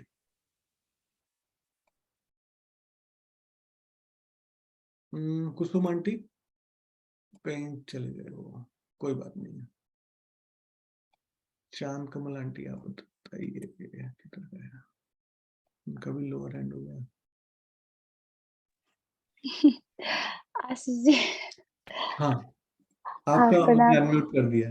ओके। हाँ, क्योंकि नहीं मैं एक्चुअली नो आप लोग को बहुत थैंक यू करना चाहती हूँ कि मैं वो पुराने नोट्स देख रही थी ना, तो मुझे लाइक अच्छी तरह नहीं याद आया, तो मैंने चीटिंग की है, लेकिन आई थिंक उसमें मुझे लाइक अभी-अभी दिखा कि मैंने वो नोट्स में हाँ लिखा था कि केवल हाँ, ब्रह्म के अंदर करेक्ट। कारण में अखंड ब्रज या गोलोक में है। तो यस, सॉरी, प्रणाम जी। प्रणाम जी। तो और किसी ने रेज हैंड नहीं किया? हाँ, श्रीनिवास जी आप बोलिए एक बार। प्रणाम जी। वो क्लियर प्रणाम कर जी। दिया वैसे उन्होंने बहन जी ने। वो इसमें ना जो यहाँ पर जो श्री कृष्ण के द्वारा लीला हुई है, राधा कृष्ण जो बने हैं, तो जो हमारी पांचवी वैशत जो जिसको हम नित्य गोलोक बोलते हैं, तो वहां से राधा कृष्ण जो है वे दोनों के दोनों यहाँ पर उतरे हैं। यहाँ जो हुक्म से जो जो तन बने हैं जीवों के, उन पर आकर के वे दोनों की दोनों ओह रूहें नो, जो हैं सबलिक में है, सॉरी, यहाँ पर उतरी सबलिक हैं। में। और उन्होंने रास करने के बाद में, लेकिन यहाँ से गई नहीं है वो, पुनः जो है इसको श्री कृष्ण का वध करने के बाद में वो राधा के अंदर बैठ गई। वो शक्ति जो है जो वहां पर नित्य गोलोक से जो श्री कृष्ण की शक्ति है ना, सबलिक में। हाँ, सॉरी। सबलिग के पांचवी वैशत में जो नित्य गोलोक है, मूल नित्य गोलोक, एक तो प्रतिबिंब है वो तो अव्याकृत ब्रह्म के अंदर है, जो सबलिग ब्रह्म के अंदर है पांचवी वैशत के अंदर, वहां से राधा कृष्ण आते हैं, वो रास भी करते हैं और साथ में जो है श्री कृष्ण का वध भी करते हैं। और वध करने के बाद श्री कृष्ण जी पुनः जो है फिर वो राधा के अंदर बैठ जाते हैं, 100 वर्षों तक यहाँ पर वो रहते हैं, ऐसा कुछ वर्णन है। और बिल्कुल सही। हाँ, बस इतना ही थोड़ा सा बोल। प्रणाम जी, प्रणाम। प्रणाम जी, प्रणाम। बिल्कुल सही बोला। सुंदर साथ जी, जो आपकी प्रतिबिंब का ब्रह्मांड बना, जो काल माया का ब्रह्मांड बना, प्रतिबिंब की रासलीला हुई, ना उसमें अक्षर ब्रह्म की आत्मा आएगी, ना अक्षरातीत का आवेश आएगा, ना अक्षरातीत का जोश आएगा। उसमें केवल केवल और केवल रास बिहारी की शक्ति आएगी। और रास बिहारी की शक्ति, और वो जो एक रात्रि की लीला हुई है वो कृष्ण जी के तन में, और उसके बाद जो 11 दिन की जो गोकुल और मथुरा की लीला है, 7 और 4 दिन की, उसमें वो रास बिहारी की शक्ति आएगी। तो एक सुंदर साथ ने लिख दिया था, तो ये जो रास बिहारी है, मतलब ये जो चौथी बहिष्ठ है, इसमें जो हमारे रास बिहारी हैं, इनकी शक्ति प्रकट होती है जब हमारी प्रतिबिंब की रास लीला होती है। अव्याकृत में क्यों आएगी? अव्याकृत तो अभी अखंड ही नहीं हुआ ना। अव्याकृत में तो अभी यहाँ से डिमांड हुई थी कि हमें लीला देखनी है, लेकिन वो लीला तो अभी पूरी हुई नहीं ना, तो अखंड कहां से हो जाएगी? तो ये लीला अभी अखंड नहीं हुई, इसका सवाल नहीं। अक्षरातीत पूरी लीला करके वापस जा चुके हैं, क्योंकि सखियों ने फिर बोला कि हमें आप ऐसी जगह ले जाइए जहां आपसे जुदाईगी ना हो, और फिर वहां जाके उन्होंने पुनः बोला तामसी सखियों ने कि हमें दुख का अनुभव नहीं हुआ। तो वो भी अक्षरातीत का जोश आवेश तो वहां प्रेजेंट नहीं था, तो वो वहां पे आ नहीं सकता। तो इस नए ब्रह्मांड में जो बना, वो हमारी केवल ब्रह्म में जो रास लीला खेली गई, उसकी जो रास अखंड हुई, वहां के रास बिहारी ने आकर जो सेकंड टाइम कृष्ण की लीला बोली जाती है, त्रिधा लीला में सेकंड कृष्ण जो बन रहे हैं, उनमें रास बिहारी की शक्ति काम करेगी। तो ये बिल्कुल स्वामी जी के टीका में क्लियर है। और फिर उस तन में जब उन्होंने राजसी वस्त्र धारण किए और ग्वाले का वेश उतारा, तो वो रास बिहारी की शक्ति भी उस तन को छोड़कर चली जाती है। और वो कहाँ चली जाती है? तो वो जो हमारा ये ब्रिज है ना, ये जो ब्रिज है, इसके अंदर जो ये राधा जी बनी है, ये राधा जी के अंदर वो शक्ति चली जाती है। तो आई यहां से थी, और वो जब कृष्ण जी ने वस्त्र उतारे और राजसी वस्त्र धारण किए, तो वो शक्ति वापस अखंड ब्रिज में जो राधा जी हैं उनके अंदर चली जाती है। तो उस तन में अब फिर रास बिहारी की भी शक्ति नहीं रह गई। तो अब वो छोड़कर ब्रिज मंडल में जो अखंड ब्रिज में जो राधा जी हैं उनके तन में चली गई। तो अब उस तन में क्या बचा? अब उस तन में जो तीसरा कृष्ण की त्रिधा लीला बोली जाती है, तो उसमें जो पहले जो उन्होंने शक्ति उनकी वापस चली गई, तो वो उस शक्ति का जाना, मतलब कि जो हमारे पास यहाँ पर हमने देखा था ना कि ब्रिज की ये जो कुमारिका सखियां अखंड हुई हैं, जब ये ब्रिज की कुमारिकाएं सखियां उस कृष्ण के साथ लीला कर रही हैं रास बिहारी, तो रास बिहारी की शक्ति वापस आके इधर चली गई। तो अब वो जो तीसरा कृष्ण बनेगा, उनके साथ क्या वो कृष्ण इन कुमारिका सखियाओं के साथ लीला कर पाएगा? नहीं। तो वो कृष्ण जो है वो अब इनके साथ लीला नहीं कर पाएगा, पर इनको वो विरह झेलना पड़ा, क्योंकि इनके लिए तो अभी भी कृष्ण दूर थे। तो इन्होंने 100 वर्षों तक, यानी ये जो हमारी जो प्रतिबिंब की सखियां हैं और वेद ऋचा सखियां जो है, इन्होंने 100 वर्ष तक विरह किया। किसका विरह किया? जो केवल कह रहा हूं, रास बिहारी की जो शक्ति चली गई उसका विरह किया, क्योंकि वो उससे नहीं कर सकती। तो तीसरा जो कृष्ण है उसकी लीला इनसे नहीं हो सकती, पर इनके लिए तो वो कृष्ण है, वो आ क्यों नहीं रहे? अब वॉट एवर द रीजन, 100 साल तक इन्होंने विरह किया और अपने धाम चली गई, यानी वापस वो अपने अव्याकृत के महाकारण में जो प्रतिबिंबित महारास है वो वहां पे पहुंच गई। तो इसलिए जो मैंने क्वेश्चन पूछा कि क्या वो शक्ति प्रतिबिंब की कृष्ण की यहाँ से आ रही है, तो वो एकदम आउट ऑफ क्वेश्चन है, क्योंकि ये लीला तो अभी अखंड ही नहीं हुई, तो वो स्टार्ट कहाँ से हो जाएगी? तो वो वहां से कृष्ण प्रकट कहाँ से हो जाएंगे? तो वो जब वापस गई, तड़प तड़प के विरह में तन छोड़ा, तो अब उनके पास जो है वापस प्रतिबिंब में वो जाकर जो महाकारण में अव्याकृत के वो प्रतिबिंबित महारास में वहां जाके वो अखंड हो गई। और जो कुमारिकाएं सखियां थी वो कहाँ से आई थी? वो आई थी अखंड ब्रिज की जो सुरताएं थी, उनसे 24,000 सुरताओं से वो आई थी। तो वो वापस अखंड ब्रिज में चली गई। तो इस प्रकार सब अपने मूल स्थान पे वापस जा रहे हैं। अब जो कृष्ण बचे तीसरे त्रिधा लीला में, उनके अंदर कौन लीला कर रहा है? तो अब पहले अक्षरातीत का जोश आवेश पहली लीला, दूसरे में रास बिहारी अखंड रास वाले, और फिर तीसरे में जो कौन सा कृष्ण जी लीला कर रहे हैं। तो ये वाली जो लीला होती है ये तीसरे टाइप की लीला है, इसमें दोनों ही चीजें नहीं है। तो इसमें किसकी शक्ति लीला कर रही है? अब आप बताइए पम्मी जी। जी प्रणाम जी। प्रणाम जी। मतलब फिर से सवाल रिपीट कीजिए। हाँ जी, एक तो हो गया हमारा कि जो अक्षरातीत ने लीला की वो तो जोश और आवेश के द्वारा, फिर उसको अखंड किया गया। तो दूसरे कृष्ण जो आते हैं वो आते हैं रास बिहारी यहाँ से। अब जो तीसरे कृष्ण बने वो कहाँ से आ रहे हैं? मतलब तीसरे कृष्ण तो मतलब लीला तो वही की वही चल रही है। तो तीसरे कृष्ण में तो विष्णु जी का जीव है। शक्ति उस टाइम शक्ति किसकी है उसमें? विष्णु जी का जीव ही है उसमें, तो उसी की शक्ति है। बिल्कुल, उसमें बैकुंठ बिहारी विष्णु ही रहेंगे, उसमें योग माया से कोई भी शक्ति नहीं रहेगी।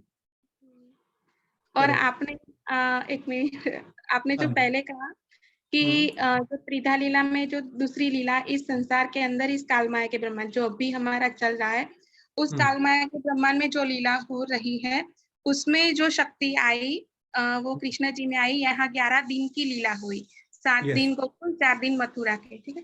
तो उसमें 7 दिन के अंदर वो जो शक्ति आई अखंड की गोलोक की शक्ति आई, जिसे हम गोलोक की शक्ति कहते हैं, वो गोलोक की शक्ति ने यहाँ पर 7 दिन कृष्ण जी के अंदर लीला की, जो कंस को मारा वहां तक। फिर कंस को मारने के बाद वो जो शक्ति जब उन्होंने राक्षसी भेष उतारा तो जो कृष्ण जी में गोलोक की शक्ति आई थी वो गोलोक की शक्ति कृष्ण जी में से निकल के राधा जी में चली गई। आपने ये कहा कि वापस चली गई, लेकिन वो राधा जी के अंदर चली गई। जैसे अभी कारण महाकारण चल रहा है, तो उसका कारण क्या है राधा जी के अंदर जाने का, तो वो भी प्रकाश की वाणी में ही क्लियर करते हैं। माधवपुर की लीला होनी बाकी थी, जो लक्ष्मी जी ने 7 कल्पांत तप करके जो मांगा था ना कि आप किसका ध्यान कर रहे हैं वो मुझे बताइए, तो वो दिखाना बाकी था।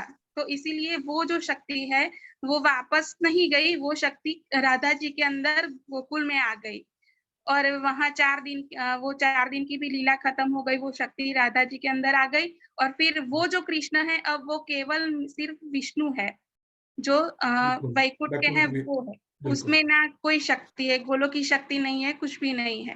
और वो शक्ति जो राधा जी के अंदर आई, जब वो रुक्मणी का हरण करते हैं, माधवपुर में जो लीला होती है, उनकी शादी होती है, तो उस समय विष्णु जी इशारे में रुक्मणी जी को यानी लक्ष्मी जी को दिखाते हैं कि मैं किसका ध्यान करता हूँ, तो ये क्योंकि राधा जी के द्वारा ही वो मांगा गया कि उसकी चरण धूल और वो जल दिया जाए, तो इस ब्रह्मांड में किसी ने नहीं दिया और सिर्फ राधा जी ने दिया था।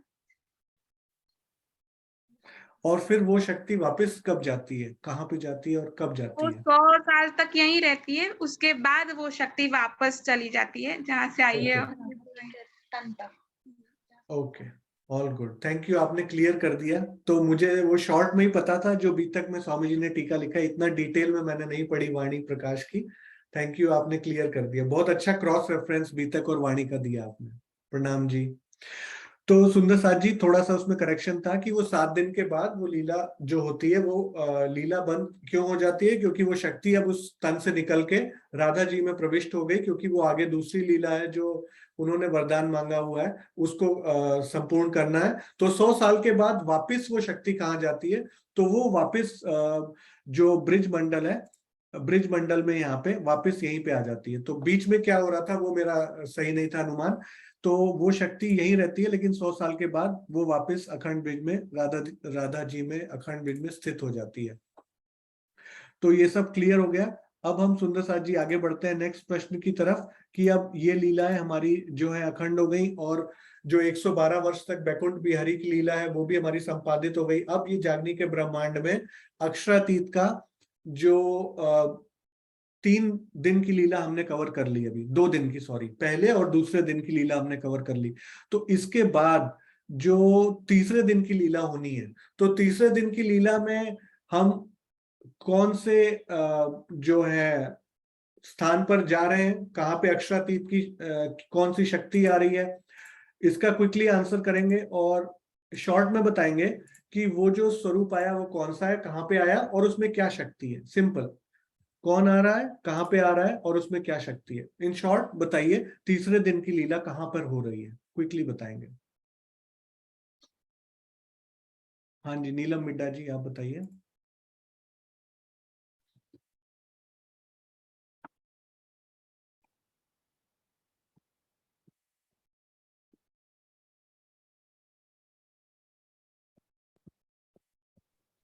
अरब में मोहम्मद साहब की तन में। हाँ जी, अरब में आए, मोहम्मद साहब में आए, तो फिर वहां पे उस तन में क्या था उस टाइम प्रेजेंट, वो भी बताइए। अक्षर की आत्म।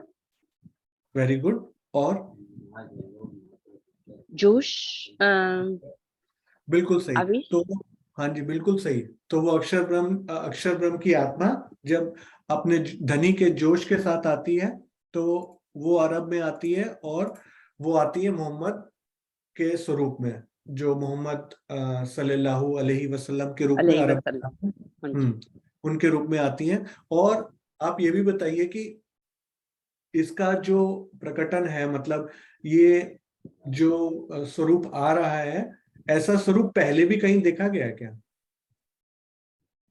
यानी अक्षर की आत्मा इससे पहले भी राज्य के जोश के साथ कहीं प्रकट हुई है क्या? थोड़ा सा ब्रज में, सोच के बताइए। वेरी ब्रज में गुड। आई थी, ब्रज में और रास में, राइट? रास में।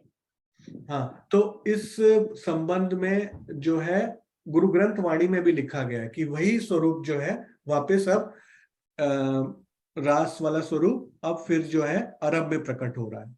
Very good. ठीक है सुंदर साथ जी, ये प्रश्न हो गया। अब नेक्स्ट क्वेश्चन की तरफ बढ़ते हैं। हमारा नेक्स्ट क्वेश्चन इसी तीसरे दिन से रिलेटेड है। तो जब अरब में मोहम्मद साहब प्रकट होते हैं और वहां पे जो कुरान अवतरित होती है, तो उसमें जो हमारे ये 7 दिन बताए गए हैं तारतम्य के अनुसार, उनका वर्णन बहुत ही रहस्यमय तरीकों से संकेतों में प्रकट किया जाता है। तो किसी को याद है कि कुरान में कौन सा पारा है, सिर्फ पारे का नंबर बताइए, जहां पे ये 7 दिनों की लीला बताई गई है? और जब उसमें बताई गई है तो उसमें उसको किस प्रकार बताया गया? शॉर्ट में बताइए, कि थोड़ा सा ही बता दीजिए कि किस तरीके से एग्जाम्पल दिया है कि ब्रिज की लीला होगी तो ये संकेत है, रास की लीला होगी तो ये संकेत है। तो उसका कुछ अगर छोटा सा एग्जाम्पल आपके पास हो तो बता सकते हैं कि वहां पे कुरान में किस प्रकार उसका वर्णन है, अगर याद हो तो।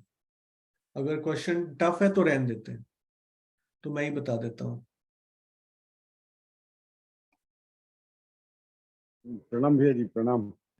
प्रणाम जी। ये तो मुझे याद नहीं, शायद पहला ही सिपारा दिखा है हाँ जी। सिपारे, इनका जो वर्णन वहां पर आया है तो डेज के बारे में, तो हूद बाबा का यहाँ आया है वर्णन करके, तो ये पहले दिन का वर्णन है। तो और एक नूह नबी का जो है वहाँ आया है वर्णन, तूफान। हाँ नूह नूह नबी नबी, के घर तूफान, बिल्कुल। हाँ नूह नबी के घर तूफान आएगा और वो फिर जो है अपनी किश्ती में लेकर के जो 40x30 की होगी, और उसमें से अपने उनको बैठा करके और वो उस गार्डन में लेके जाएंगे, ऐसा वर्णन आया है वृंदावन के लिए, वहां पर लिखा है। बिल्कुल। तो आप ये भी बता दीजिए कि मोहम्मद साहब के तन से कितने साल तक लीला हुई लगभग? मोहम्मद साहब रहे वर्ष 63, यानी 63। 63 वर्षों आयते सूरतें कुरान हदीसों में लिखकर अरबों के हाथ देकर हय्यतुल नबी ने कूच किया, यानी बीच पर्दे के हुए, अर्थात 63 साल तक वो जो है आयते सूरतों को तैयार किया उन्होंने, जो उतरी उनके नाजिल हुई, और वो उनको अरबों को दे करके कूच कर गए। ठीक है, प्रणाम जी। अब सुनो साथ जी, प्रणाम जी। इसी से रिलेटेड एक क्वेश्चन छोटा सा, ये बताइए कि जब मोहम्मद साहब की लीला हो रही है, तो अब वो लीला जो चल रही है ना, वो तीसरे दिन की है, लेकिन चौथे दिन की लीला, तीसरे दिन की लीला का अभी तक में ज्यादा वर्णन नहीं है। तो हमारा नेक्स्ट आता है चौथा दिन। तो क्विकली बताइए चौथे दिन में क्या लीला है और इनके बीच में गैप कितना है? इसका बहुत ही अच्छा एग्जाम्पल दिया है कि कितने साल यहाँ पे हो जाएंगे और कितने साल के बाद चौथे दिन की लीला होगी मोहम्मद साहब के प्रकट होने के बाद। तो जयश्री बहन आप बताइए कि चौथा दिन किसका और कितने साल बाद तीसरे दिन के वो लीला चौथे दिन की आएगी, बताइए। प्रणाम जी।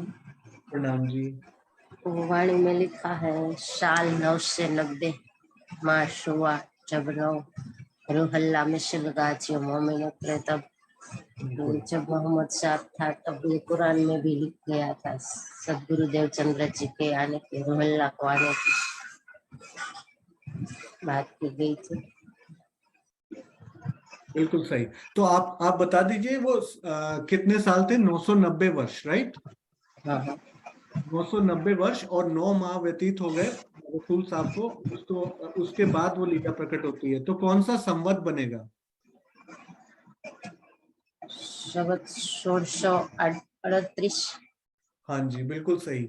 तो संवत 1638 में श्यामा जी जो है उनकी आत्मा देवचंद्र जी के तन में प्रविष्ट होती है और वो आगे की चौथे दिन की लीला का विस्तार होता है, करेक्ट?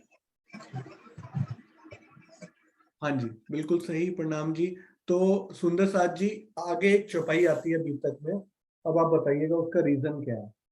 तो मैं एक बार लोअर हैंड करता हूँ। वो चौपाई यूं बोलती है, वो चौपाई बोलती है कि जब जन्मे मारवाड़ में, घर अति आनंद नर नार, यह बधाई ब्रह्मांड में, त्रिगुण समेत विस्तार। व्हाट इज द रीजन कि बधाई पूरे ब्रह्मांड को दी जा रही है? तो श्यामा जी का अवतरण हो रहा है, देवचंद्र जी के तन में प्रविष्ट हो रही है वो आत्मा। तो इसमें सबको बधाई देने की जरूरत क्या पड़ गई? व्हाट इज द रीजन कि पूरे ब्रह्मांड को इस बात की बधाई दी जा रही है? ब्रह्म सृष्टियों के लिए तो इम्पोर्टेंट ये इवेंट है और उनका प्रकटन हो रहा है ब्रह्म सृष्टियों के लिए बीतक में। ब्रह्मांड को बधाई देने का क्या कारण बन रहा है? जी प्रणाम जी सिंह साहब जी। वो ब्रह्मांड को बधाई देने की वजह यह है कि उन सभी ग्रंथों में ये गवाहियां दी गई थी कि अक्षरातीत आएंगे और सारे ब्रह्मांड को अखंड करेंगे, और इसीलिए ही सारे ब्रह्मांड को बधाई देने का बोला गया है। बिल्कुल सही रीजन बताया आपने, बिल्कुल सही रीजन बताया आपने। हाँ जी प्रणाम जी, प्रणाम जी। सुनीता जी, आप कुछ और बताना चाहते हैं? प्रणाम जी, बस यही था कि जो 28वां कलयुग आएगा उसमें ब्रह्मात्माएं आएंगे और सारे, इसलिए ब्रह्मांड को बधाई दी कि वो सारे ब्रह्मांड को अखंड करेंगे। बिल्कुल, ओके, बिल्कुल सही सुनीता जी। तो प्रणाम जी। सबको अखंड मुक्ति मिलेगी, शाश्वत सुख प्राप्त होगा और फिर से जीव जो है उनका जन्म मरण के चक्रों में नहीं भटकेगा। तो ये ऐसी बधाई है कि सुंदर साथ के अलावा ये पूरे संसार के एक एक जीव को बधाई है। हाँ जी, सोनिया जी अनम्यूट कीजिए, आपने कुछ अलग से बोलना है। हाँ जी, जैसे कि ये शाश्वत सुख मिलेंगे और अखंड मुक्ति मिलेगी, ये तो लिखा ही हुआ था, पर अभी जैसे स्वामी जी के टीका में पढ़ के पता लगा कि जीव भी उस अखंड परम धाम के दर्शन कर सकते हैं। तो इसकी बधाई सब जीवों को दी गई है कि वो भी पीछे नहीं रहेंगे, यदि वो भी मेहनत करें तो उस अखंड परम धाम के और राज्य के भी वो दर्शन कर सकते हैं। तो इस बात की भी उनको बहुत बहुत बधाई दी गई होगी शायद। प्रणाम जी। प्रणाम जी। चलिए सुंदर साथ जी 5 मिनट में रैप अप करते हैं। तो क्विकली बताएंगे कि जो तीसरे दिन में और चौथे दिन में और 5वें दिन में जो हमारे स्वरूप है, वो जिस तन में प्रकट हो रहे हैं उनके पूर्व के नाम क्या थे, क्विकली बताएंगे। उसकी एक बहुत अच्छी एक ग्रंथ में साक्षी आती है, तो आप बताइए वो कौन सा ग्रंथ है, और अगर याद हो तो उसका कौन सा चैप्टर है, कौन सा अध्याय है वो बता सकते हैं, और वो जो है उनके तन के नाम क्या होंगे जिनको वो शोभा मिलनी है। ज्योति सिंह जी आप बताइए। प्रणाम जी सुंदर साथ जी। प्रणाम जी। वो हमारे श्रीमद् भागवत ग्रंथ में है, देवापी और मरु जो शांतनु, हाँ शांतनु के बड़े भाई थे, देवापी मरु चक्षा शांतनु कलापे ग्राम, और दूसरा नहीं आ रहा है। कौन सा स्कंद है, कौन सा भागवत का बहुत फेमस स्कंद है जिसमें कि वो वर्णित है ये सारी बात? मैं ऑप्शन देता हूँ, 9वां, 10वां, 11वां, 12वां, कौन सा स्कंद है? 10 या 12 कुछ याद नहीं आ रहा है। 12वां है मेरे ख्याल से तो। हाँ जी, 10 या 12 कुछ ऐसा याद नहीं आ रहा है इतना क्लियर। हाँ जी बिल्कुल। तो देवापी आपने बताया वो शांतनु के भाई हैं, या और जो आपने बताया कि राजा मरु हैं वो सूर्यवंशी राजा हैं, और उनका मेहराज जी का जीव है, और जो देवापी जो है शांतनु के भाई, वो उनका श्री देवचंद जी का जो चंद्रवंशी कहलाए, वो उनका जीव है जी। तो उन्होंने बहुत कठोर तपस्या करके मांगे थे कि हम जब साक्षियों को देखें तो बोले थे कि हमारे ही तन से पूरा ब्रह्म परमात्मा लीला करेंगे। तो उसमें हमारे श्रीमद् भागवत ग्रंथ में साक्षियां हैं, इसीलिए तो श्रीमद् भागवत ग्रंथ हमारा और रास और ब्रज का भी है, तो इसीलिए हमारा वो तो यहाँ का और सब चीज से उतना श्रीमद् भागवत ग्रंथ हमारा बोलते हैं कि वो बहुत अच्छा साक्षी है और राज्य का उसमें बहुत सारे लीलाएं हैं। तो एक और ग्रंथ था जिसमें उनकी आत्माओं के नाम भी बताए गए थे और उसकी आत्माओं के नाम भी बताए गए थे। वो कौन सा? वो बहुत फेमस वो है चौपाई, तो उसमें दोनों आत्माओं के नाम बताए गए, डैश च डैश। हाँ जी, सुंदरी और वो इंदिरा नामक आत्माओं के नाम थे ना। बिल्कुल, तो सुंदरबाई श्यामा जी और इंद्रावती जो आत्मा है उनके नाम है। और उसके आगे आता है नामाभ्याम चंद्र सूर्य योह, तो उसमें उसका क्या मतलब हुआ, चंद्र और सूर्य का? चंद्रवंशी थे वो हमारे देवचंद जी, और सूर्यवंशी थे मिहिराज जी, शायद उनके लिए था, उतना हमको नहीं, इसका मतलब यह है कि जो वो तन धारण करेंगे ना, वो तन के नाम उस टाइप के होंगे, देवचंद्र और सूर्य का मिहिर राज। अच्छा अच्छा, हाँ। तो उनका जो नाम होगा ना, उस नाम में ही चंद्रमा आएगा, देवचंद्र, और दूसरे नाम में आएगा सूर्य, जैसे मिहिर राज, मिहिर का मतलब सूर्य। तो ये दोनों अंधकार दूर करेंगे, अज्ञानता को नाश करेंगे। तो चलिए सुंदर साथ जी, अब दोनों स्वरूप हमारे जो हमने क्लियर कर दिए। प्रणाम जी। एक हमारा संशय था, वो जो अभी रास बिहारी का, वो जो हमारे रास बिहारी जी का जो तन है, बोलते हैं कि रास लीला जो अखंड हुआ है वो चित्त में, तो जो प्रतिबिंब की लीला हुई है, तो इसमें उनका जीव आए है ना, क्योंकि राज जी का तो जो अवश्य चला गया है, सिर्फ जीव ही यहाँ आए है ना, वो हमारा थोड़ा क्लियर नहीं हो पाया, थोड़ा सा एक बता दीजिए।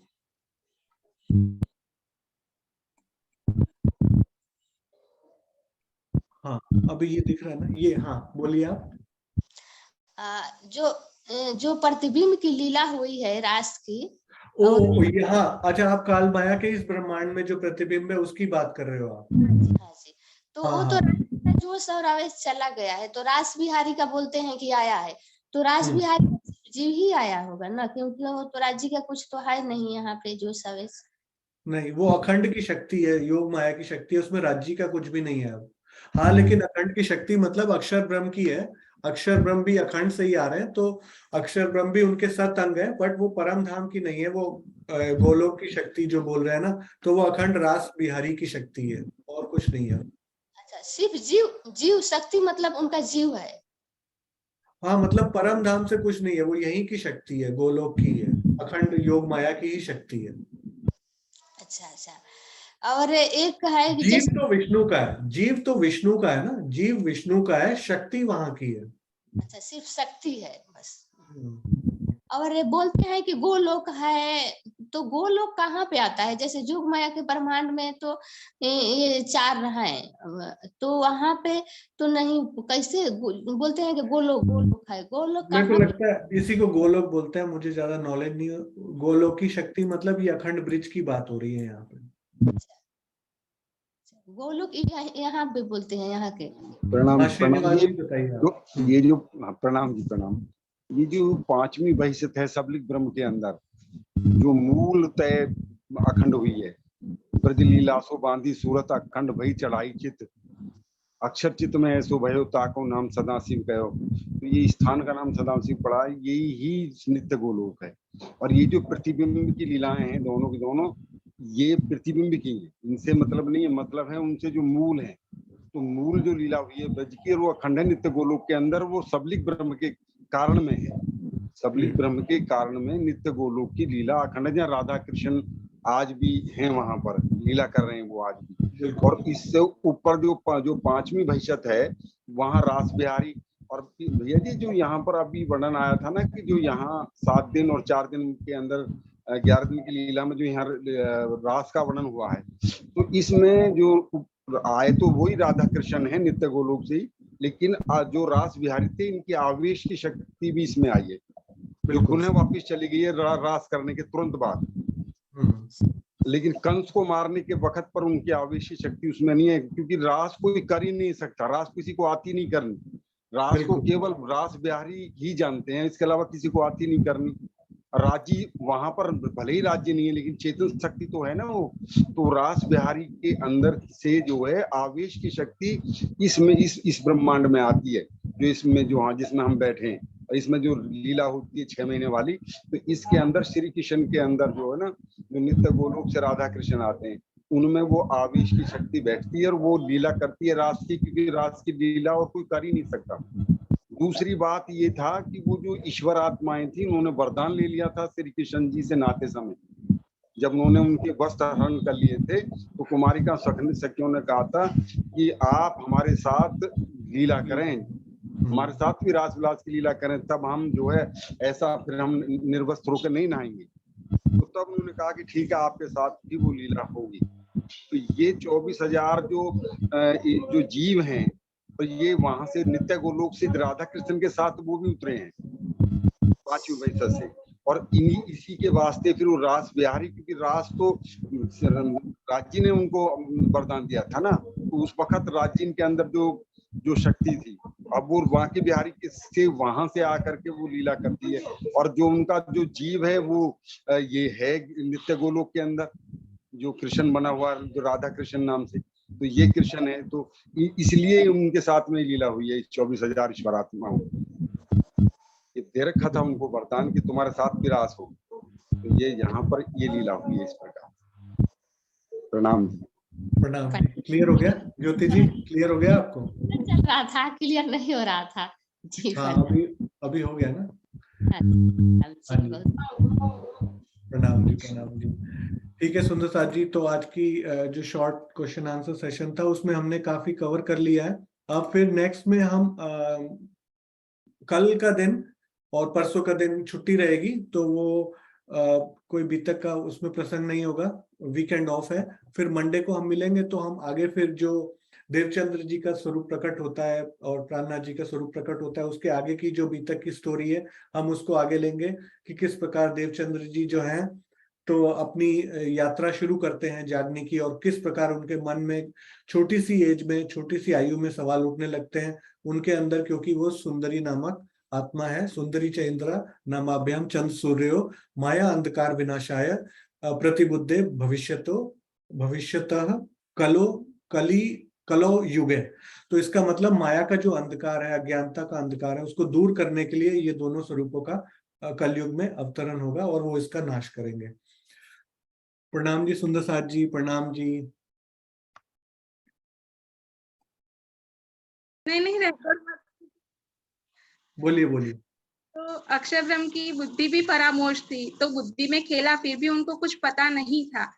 और जब वो लीला खेल के वापस रास भी खत्म हो गया, और रास खत्म होने के बाद हम सब घर में परमधाम गए, तब अक्षर ब्रह्म को धनी ने बोला कि हम रूहों ने कहा कि हमारी इच्छा एक बाकी रही है, हमारी इच्छा तो अभी पूरी नहीं हुई। तब धनी ने फिर से अक्षर ब्रह्म को हुक्म किया कि आप जहां से खेल खत्म किया, यानी 11 वर्ष और 52 दिन की जो हमने यहाँ कालमाया में लीला की, वहां का फिर से वहीं से शुरू कीजिए। तब अक्षय ब्रह्म को याद आया कि धनी कौन सी लीला की बात कर रहे हैं, कौन सी लीला हमने खत्म की, क्योंकि उनकी बुद्धि तो परामोश है, उनको तो कुछ याद ही नहीं है। तो तब, और अक्षय ब्रह्म की ये सबसे बड़ी क्वालिटी है कि वो कुछ भी याद करते हैं ना, तो तुरंत उनके दिल में अखंड हो जाता है चित्त में। तो जैसे ही उन्होंने याद किया व्रज को, जो हमने खेला था, उस लीला को जैसे ही उन्होंने याद किया कि तुरंत वो व्रज की लीला भी उनके चित्त में अखंड हो गई। और तब उन्होंने ये नया ब्रह्मांड बनाया, नए जीव बनाए, और सबके सब वो 52वें दिन की रात में सोए हुए, किसी को कुछ नहीं पता है कि हम कौन है, मतलब सब कुछ नया ही है। सबको तो यही लग रहा है कि हम तो बस सो के उठे हैं, पर पूरा ब्रह्मांड लय हो गया है, पूरा नया ब्रह्मांड बना, ये किसी को पता नहीं है। तो अभी जो हमारी ओरिजिनल व्रज रास लीला थी, उसमें व्रज में तो वो सारे जीव अखंड थे जो यहाँ पर हमने खेली थी उसमें, और रास के अंदर तो सिर्फ कृष्ण तत्व, यानी कि नूरी, जो नूरी तत्व भी उसे कहते हैं, कृष्ण तत्व भी कहते हैं, सिर्फ उसमें वो तन लीला कर रहे हैं। उसमें ना ही कोई शक्ति है, ना ही कुछ भी इसमें है, सिर्फ वो नूरी तत्व है। और जो व्रज है उसमें तो जो हमने के लिए थी, उस ओरिजिनल व्रज में तो जीव है, जो यहाँ पर जिन जीवों ने लीला की थी वो जीव। अब प्रतिबिंब लीला जो हुई, जिस तरह से प्रतिबिंब लीला होती है, तो जैसे आप आईने के सामने खड़े हैं तो आप जो आईने में खड़े हैं तो आईने में कुछ है जो आपका प्रतिबिंब पड़ रहा है, उसमें तो ना जीव है ना ही आपका कुछ, मतलब सिर्फ आप दिख रहे। वैसे ही वो अव्याकृत है, वो आईना है जिसमें रज और रास का प्रतिबिंब पड़ रहा है। और यहाँ पे जो लीला हुई वो गोलों की शक्ति वो वहां से आई इस नए जीव के अंदर। नए सारे जो विष्णु का भी नया जीव है और जो भी है वो सब नए जीव है, और उनके अंदर जो लीला हुई, वो लीला होने के बाद वो जो शक्ति गोलों की आई थी वो वापस चली गई। और जो अव्यक्त रूप में जो मतलब ब्रज और रास का प्रतिबिंब है, उसमें सिर्फ वो प्रतिबिंब है, उसमें कुछ भी नहीं। क्योंकि उसमें अखंड कैसे हो सकता है, क्योंकि ये चालू ब्रह्मांड है, यहाँ से कोई लीला अखंड ही नहीं हो सकती ना। वो तो सिर्फ 7वें दिन में जब अंतिम समय होगा उसी समय सब कुछ अखंड होगा, तो बीच से तो कुछ भी अखंड नहीं किया जा सकता है, तो उसमें सिर्फ प्रतिबिंब है। बिल्कुल। तो वो वेद ऋचाएं वापस चली गई लीला करके, लेकिन वो अखंड नहीं हो सकता, क्योंकि ऑब्वियसली काल माया का ब्रह्मांड जब तक इसका लय नहीं होगा तब तक कुछ अखंड नहीं होगा। तो वो जो वीणा जी पूछ रही है गोलों की शक्ति क्या है, उसके बारे में पूछ रहे हैं वो। गोलों की शक्ति तो 2 तरह से समझ सकते हैं। जैसे कि हमारी जो व्रज की लीला शुरू हुई उस समय भी जो कारागृह में जिस विष्णु जी ने, 2 भुजाधारी विष्णु जी ने जन्म लिया, और जब वसुदेव जी उनको लेके जा रहे हैं तब भी ये कहते हैं कि वसुदेव गोकुल ले चले ताको न कहिए अवतार। तो क्यों अवतार नहीं कह सकते? उसमें क्या ऐसा आया कि अवतार नहीं कहा जा सकता? क्योंकि उसमें तो उस समय जब वसुदेव जी उस बालक को लेके जा रहे हैं कृष्ण जी को, तो ना तो उसमें अक्षर की आत्म थी, ना धनी की शक्ति थी, कुछ भी नहीं था। तो फिर उस समय क्यों कहा गया कि उसे ना कहिए अवतार? तो उस समय गोलों की शक्ति भी उसमें आ गई। जब वसुदेव जी लेके जा रहे तब गोलोक की शक्ति आई। वो गोलोक क्या था? क्योंकि गोलोक की लीला तो यहाँ हुई ही नहीं थी, अभी तो गोकुल में लेके जा रहे, तो गोलोक तो अभी हुआ ही नहीं। तो उस समय जो शक्ति थी वो अक्षर की अपनी, जो उनके अंतस्करण है, अक्षर ब्रह्म के जो 4 अंतस्करण है, उन चारों की शक्ति उसके अंदर आई। तो उसीलिए कहते हैं कि उसे ताको न कहिए अवतार। तो एक वो गोलोक हुआ, और वो गोलोक जो हुआ उस लीला के बाद जो सब कुछ अखंड हो गया, उसमें जो गोलोक की शक्ति है तो व्रज के अंदर है। तो व्रज के अंदर अभी क्या है, जो हमारी लीला चल रही है उसमें, तो उसमें तो जीव है ना, सारे जीव उसमें अखंड है। पर उस तन के अंदर तो धनी ने खुद लीला की है, तो उसमें अक्षर और वो है अक्षर ब्रह्म के चित्त की शक्ति, क्योंकि वो चित्त में अखंड है।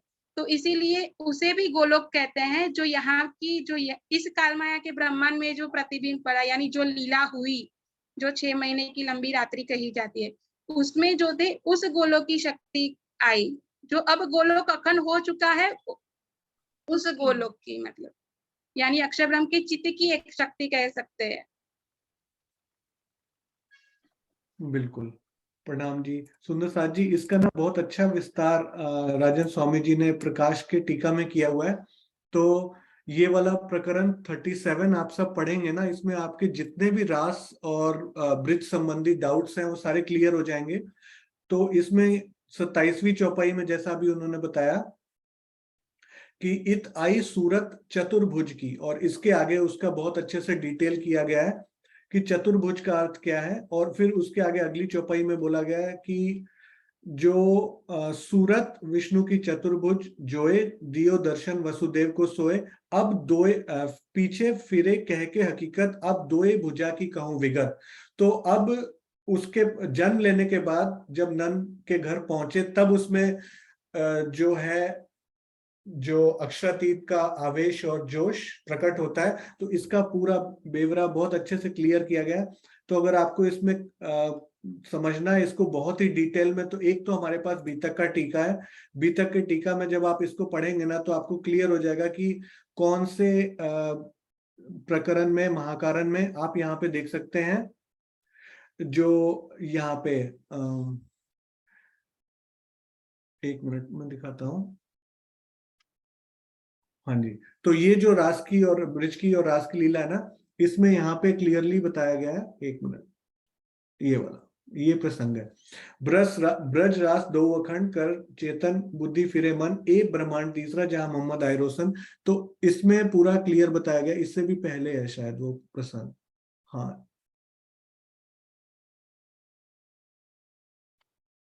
नहीं, यही वाला है। तो इसमें इन्होंने क्लियर करके बताया कि किस प्रकार वो प्रतिबिंब की लीला हो रही है और कहाँ पे क्या अखंड हो रहा है। अब की लीला में क्या था, जो प्रथम लीला हुई उसमें क्या था, जो द्वितीय लीला हुई उसमें क्या था, और जो अभी तृतीय लीला हो चुकी है इस संसार में उसमें क्या शक्ति थी। तो आप ये दोनों अगर आप ध्यान से पढ़ेंगे ना तो आपको प्रकाश और बीतक के टीका में काफी क्लियर हो जाएगा। इसकी पूरी जो अभी पम्मी जी ने भी समझाया वो पूरी क्लैरिटी हो जाएगी। तो वीना जी, आपको अपने आंसर्स मिल गए कि नहीं मिले अभी? हाँ, मिल गए है ना, ठीक है। मिल गए। हाँ जी, प्रणाम जी, प्रणाम। प्रणाम जी, प्रणाम जी।